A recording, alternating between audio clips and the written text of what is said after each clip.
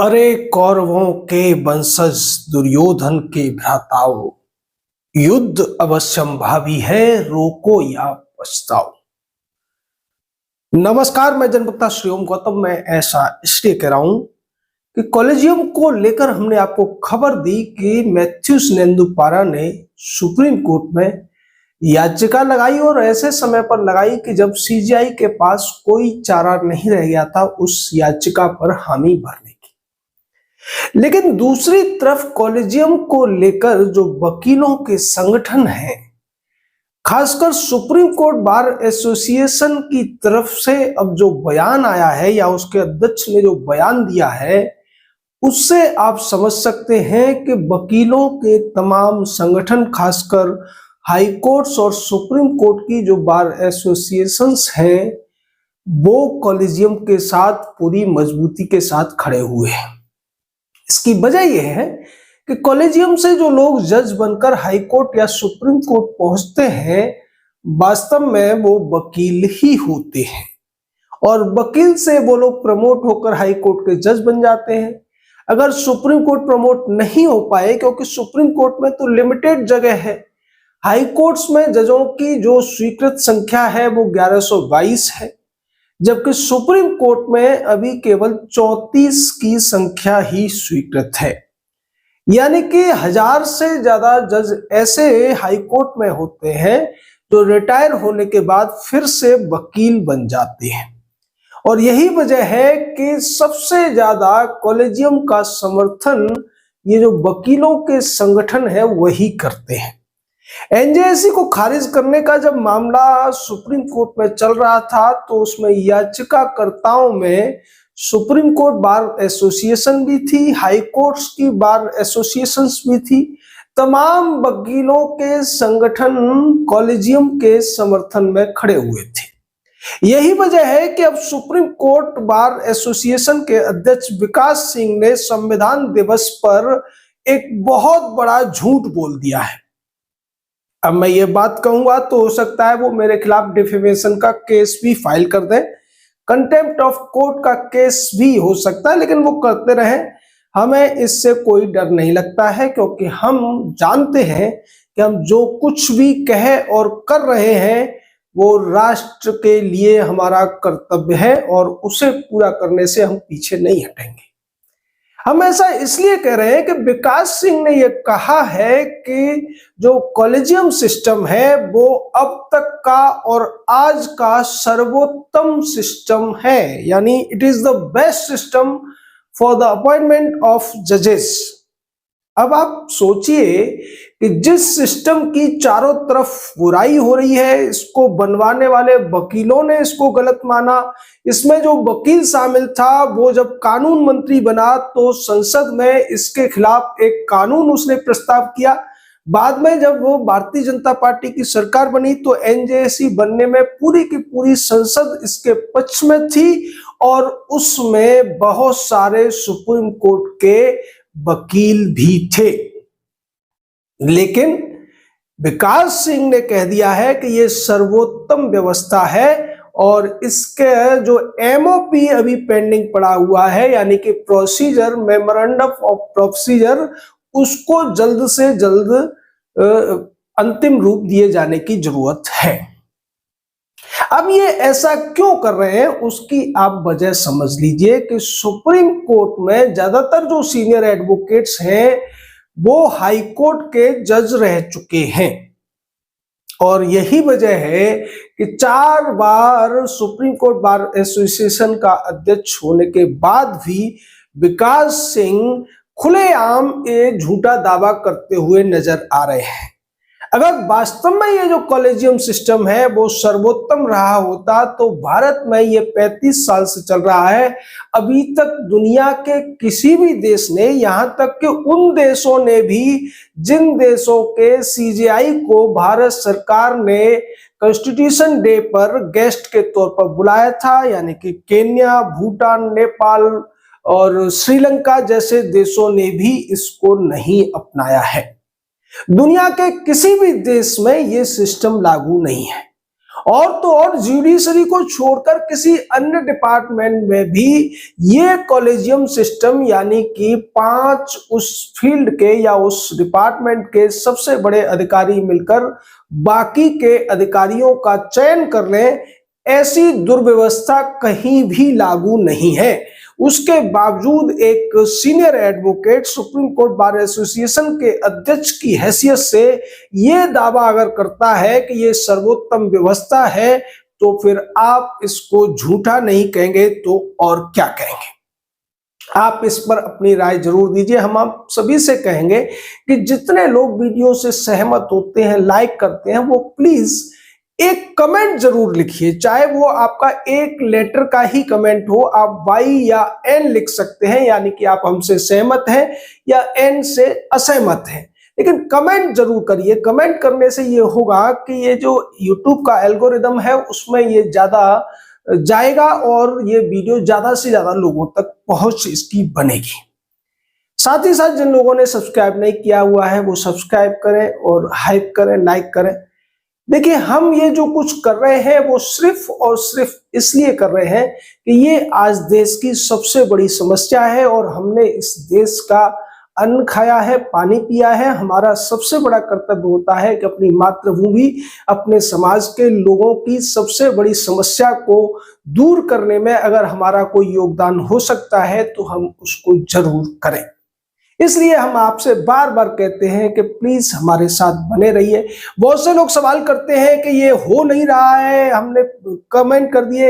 एक मित्र का बहुत अच्छा संदेश भी आया और उन्होंने बताया कि जब से मैंने आपका वीडियो देखना शुरू किया है, मैं लगातार सुप्रीम कोर्ट पोस्ट कार्ड भेज रहा हूं।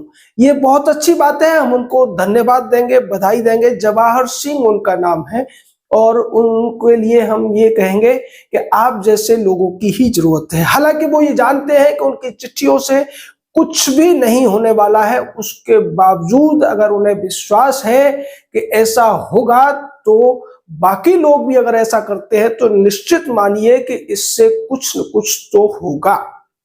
और हम बार बार आपको पॉजिटिव मैसेज भी देते रहते हैं। अभी जब नन्नू पारा ने ये केस दोबारा से उठाया तो उन्हें भी कहीं न कहीं से ये पता तो चल रहा है कि देश में कॉलेजियम के खिलाफ एनजेसी को लाने के लिए कुछ लोग तो बात जरूर कर रहे हैं। हालांकि ऐसे कुछ लोगों की संख्या बहुत थोड़ी है।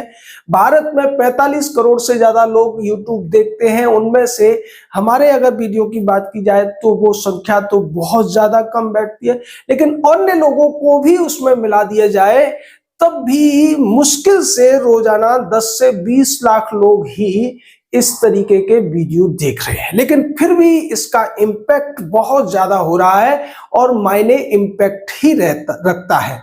रील्स पर लाखों व्यूज आते हैं, मिलियंस में लोगों के व्यूज आते हैं, लेकिन उसका इम्पैक्ट जीरो होता है। और ऐसे वीडियोस को केवल समझदार और राष्ट्रभक्त या फिर ज्ञानी पुरुष या जो देश के प्रति जिनकी एक भावना है वही देखते हैं, ये भी सबको पता है।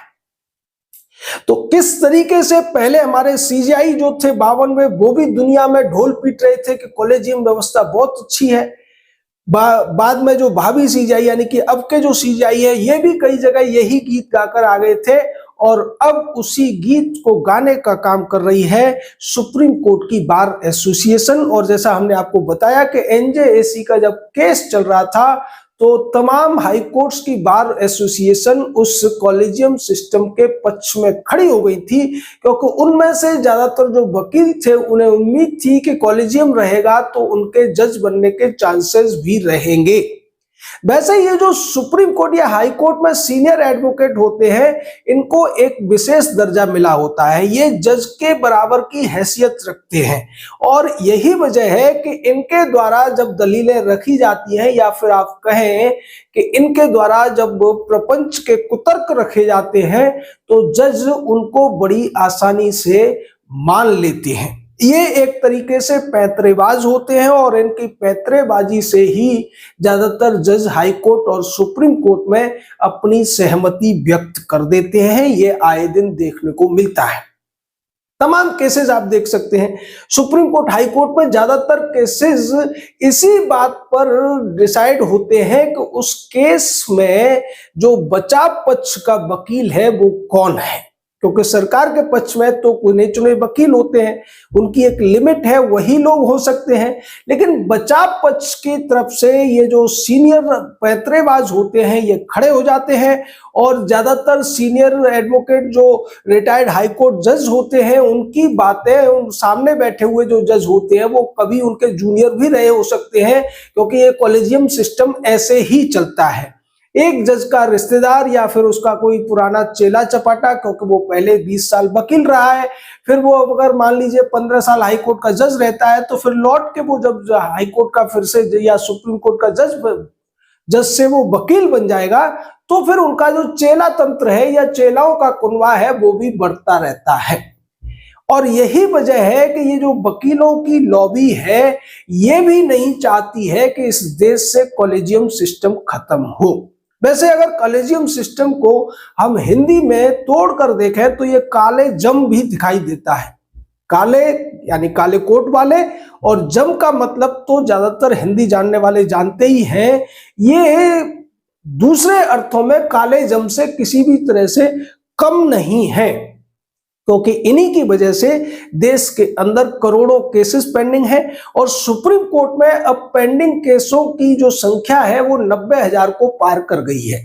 ये खुलासा किया सुप्रीम कोर्ट की ही एक जज और आने वाले समय की सीजेआई जस्टिस नागरत्ना ने। उन्होंने एक केस के दौरान ये कहा कि हमारे जो सुप्रीम कोर्ट है उसमें पेंडिंग केसों की संख्या 90,000 को पार कर चुकी है, और जल्द ही ये 1 लाख को भी पार कर जाएगी। इससे न जजों का फायदा होता है न ही जनता का फायदा होता है, लेकिन इससे वकीलों का फायदा जरूर होता है।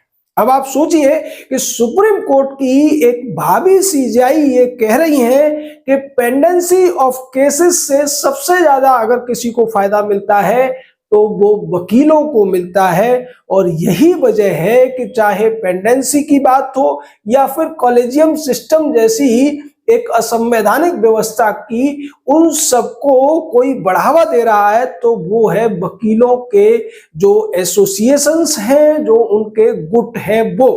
अभी एक मित्र का कमेंट भी आया कि आप वकीलों का गिरोह कैसे बोल सकते हैं, गिरोह तो डाकुओं के होते हैं, बदमाशों के होते हैं, लेकिन गिरोह दबंगों के भी होते हैं, जो लोग अपने तरीके से सब कुछ चलाना चाहते हैं, अपनी मनमानी करना चाहते हैं। गिरोह कोई बुरा शब्द नहीं है, उसे समूह के तौर पर आप ले सकते हैं, एसोसिएशन के तौर पर आप ले सकते हैं। और ये जो एसोसिएशंस हैं वो चाहती हैं कि इस देश में कॉलेजियम रूपी कुव्यवस्था हमेशा के लिए चलती रहे, जबकि इसका कहीं भी दुनिया में कोई जिक्र नहीं आता, कहीं भी कोई संदर्भ नहीं आता। हमारे देश की न्याय व्यवस्था तो नकल करने के लिए जानी जाती है। अंग्रेज इस देश को छोड़कर चले गए, लेकिन हमारे देश में अंग्रेजी व्यवस्था की नकल अभी तक हो रही है। अंग्रेजों के जो जज हुआ करते थे वो लॉर्ड्स हुआ करते थे। लॉर्ड वहां पर एक उपाधि होती है, कुल इन लोगों को ये उपाधि दी जाती है। तो वो जो लॉर्ड्स होते थे वो जज बनकर बैठते थे, और यही वजह थी कि अंग्रेजों के समय पर जजों को माई लॉर्ड या मी लॉर्ड कह के संबोधित किया जाता था। लेकिन अभी भी हमारे यहाँ के जो वकील हैं वो भारत के इन सामान्य नागरिकों को माई लॉर्ड और मिलॉर्ड कर करके उन्हें भगवान का दर्जा देने की कोशिश करते हैं, या फिर कहें कि खुदा या गॉड का दर्जा देने की कोशिश करते हैं। और ये लोग भी अपने आप को खुदा या गॉड से कम नहीं समझते हैं। यही वजह है कि जब भी अदालत में कोई बड़ा अधिकारी या सरकार की तरफ से कोई जाता है तो उसके खिलाफ ये किस तरीके की भाषा का इस्तेमाल करते हैं। एक केस के अंदर ये भी आया था कि जब उन्होंने आचार्य रामदेव के लिए कह दिया था कि हम फाड़ कर रख देंगे। अब आप सोचिए कि इस तरीके की भाषा क्या किसी जिम्मेदार पद पर बैठे हुए व्यक्ति से उम्मीद की जा सकती है। और पिछले जो 52वें सीजेआई थे उन्होंने एक केस में कह दिया कि जाओ अपने भगवान विष्णु से कहो, वही तुम्हारे मंदिर और मूर्ति को सही करेंगे। ये जो अहम है, इनका जो अहंकार है, इसीलिए बढ़ जाता है कि अंग्रेजी परंपरा की नकल करते हुए हमारे जो वकील हैं वो इन्हें मी लॉर्ड और माय लॉर्ड कहकर पुकारते हैं। और नकल का ही नतीजा है कि हमारे यहाँ पर ज्यादातर केसों में जब कानून के आधार पर किसी व्यक्ति का बचाव होता नहीं दिखता है तो हमारे जज साहिबान फिर विदेशी राइटर्स के सिद्धांतों की कॉपी करते हैं, उनके वाक्यों को उद्धृत करते हैं, उनके सिद्धांतों को अपने यहाँ लागू करने की कोशिश करते हैं, अमेरिका ब्रिटेन के केसेस से प्रेरणा लेते हैं, क्योंकि उन्हें वहां पर अपराधी के बचाव में जो पैंतरेबाजी वकीलों द्वारा की गई है उसको किसी भी तरीके से वैलिडेट करना है, उसको सही साबित करना है। लेकिन जब नियुक्ति की बात आती है तो वो न तो अमेरिका के नियुक्ति का जो प्रक्रिया है उसको मानने को तैयार है, न ब्रिटेन में जो जजों की नियुक्ति होती है जहां से कि हमने कॉपी करके पूरा का पूरा सिस्टम उठाया हुआ है, ब्रिटेन की बात भी नहीं मान रहे हैं। जर्मनी में कैसे होती है उसको भी नहीं मान रहे हैं, न फ्रांस में कैसे होता है, रूस में कैसे होता है, ऑस्ट्रेलिया में कैसे होता है, साउथ अफ्रीका में कैसे होता है, ब्राजील में कैसे होता है। दुनिया के किसी भी देश में जजों की नियुक्ति होती है उसको ये सही नहीं मानते, बल्कि उसको सही और सर्वोत्तम मानते हैं जो तरीका इन्होंने अपने ही मिल बैठकर वकीलों और जजों ने तैयार कर लिया है। हम आपको बार बार बता चुके हैं कि सेकंड जजेस केस में 4 नामी गिरामी वकील थे और 5 जज थे जिन्होंने ये डिसाइड कर दिया था कि आगे से जो जजों की नियुक्ति होगी उसमें राष्ट्रपति की भूमिका केवल और केवल सहमति जताने की होगी, जबकि भारत के मूल संविधान में साफ तौर पर यह लिखा हुआ था कि भारत के राष्ट्रपति जजों की नियुक्ति दूसरे जजों से सलाह लेकर करेंगे और उसमें सुप्रीम कोर्ट का जज नियुक्त करने के लिए राष्ट्रपति हाई कोर्ट के जज से भी सलाह ले सकते थे।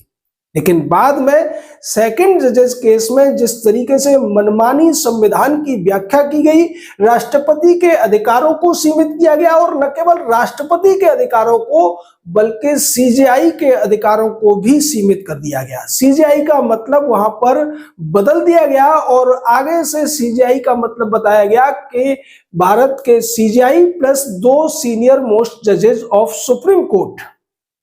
थर्ड जजेस केस में इसको और विस्तार कर दिया गया, सीजेआई प्लस 4 अन्य जज जो सीनियर मोस्ट होंगे और ये सीनियरिटी डिसाइड होगी सुप्रीम कोर्ट में शपथ लेने के क्रम से, यानी कि कैरियर में क्या सीनियरिटी है, वो हाई कोर्ट में कितने साल से जज हैं इससे फर्क नहीं पड़ेगा, बल्कि फर्क इस बात से पड़ेगा कि सुप्रीम कोर्ट में उन्होंने कब शपथ ली है। और यही वजह है कि आज सुप्रीम कोर्ट में कई जज ऐसे हैं जो सुप्रीम कोर्ट बहुत बाद में पहुंचे हैं और उनके कई जूनियर उनसे पहले सुप्रीम कोर्ट पहुंच गए हैं और इसीलिए सीजेआई की लाइन में भी हैं। हमने आपको पहले भी बताया था कि अभय ओका जो थे उनसे justice Sanjiv Khanna, justice B R. Gavai और जस्टिस सूर्यकांत तीनों ही जूनियर थे, लेकिन अभय ओक कॉलेजियम का हिस्सा भी नहीं बन पाए थे। उसी तरीके से अभी अगर देखें तो जस्टिस पारदीवाला करीब 11 जजों से जूनियर हैं, लेकिन वो सीजेआई बनने की लाइन में है और सीनियरिटी में भी बहुत आगे इस हिसाब से हैं। उसी तरीके से जस्टिस दीपांकर दत्ता जो हैं वो जस्टिस पारदीवाला से सीनियर हैं, लेकिन सीनियरिटी जो शपथ ग्रहण के आधार पर है उसकी वजह से वो जूनियर हैं। तो ये सब कॉलेजियम की वजह से हो रहा है। कॉलेजियम ने ये जो तरीका इजाद किया है उसमें अकेले जज दोषी नहीं है जिन्होंने वो निर्णय लिया था। हमने आपको बताया कि 4 वकील भी थे जिन्होंने उनकी मदद की थी अपने पैंतरेबाजियों से, और ये जो वकील थे फली नरीमन, राम जेठमलानी, कपिल सिब्बल ये और शांति भूषण, ये सब के सब चाहते थे उस समय कि कॉलेजियम सिस्टम लागू हो जाए, जिससे कि कांग्रेस जो सत्ता में कमजोर हो गई है उसके पास जो अब तक जजों की नियुक्ति का एक विशेषाधिकार था वो खत्म न हो जाए, और जो उस समय जज थे वो ज्यादातर कांग्रेस के ही समर्थक थे या कांग्रेस द्वारा ही नियुक्त किए गए वो लोग थे जो जजों के रिश्तेदार थे। यानी दूसरे शब्दों में कहा जाए तो कॉलेजियम के माध्यम से कांग्रेस की ही सत्ता सुप्रीम कोर्ट में चलती हुई नजर आ रही है। और अब सुप्रीम कोर्ट की बार एसोसिएशन जिस तरीके से इसके समर्थन में खड़ी हुई है, उससे ऐसा लगता है कि अब जब केस भी इसके खिलाफ आएगा, जो नेदुम्पारा ने लिस्टिंग के लिए राजी कर लिया सुप्रीम कोर्ट के सीजेआई को, उसमें भी ज्यादातर वकील इसका विरोध करते हुए नजर आएंगे, क्योंकि ये जो सारा खेल है ये जजों और वकीलों की ही मिली भगत है। आपका इस पूरे मामले पर क्या कहना है? आप हमसे सहमत हैं तो वाई लिखिए, असहमत हैं तो एन लिखिए, लेकिन कमेंट जरूर कीजिए। जय हिंद, जय भारत।